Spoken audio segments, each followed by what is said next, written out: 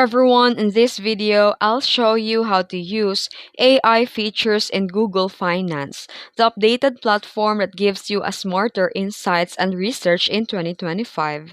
Let's get started. First, go to google.com.finance on your browser and sign in with your Google account. Make sure that you try the new AI version. At the top search bar, type a financial question like this, and the AI will generate a detailed response with citation and links.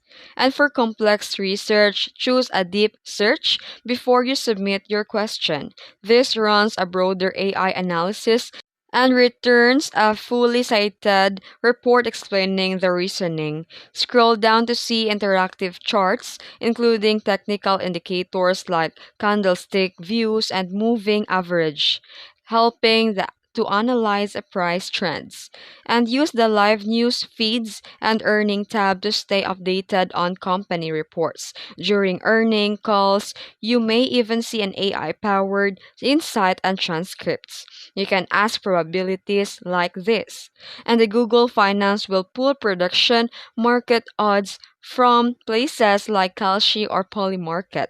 And that's it. If you found this video helpful, don't forget to like and subscribe for more tutorials.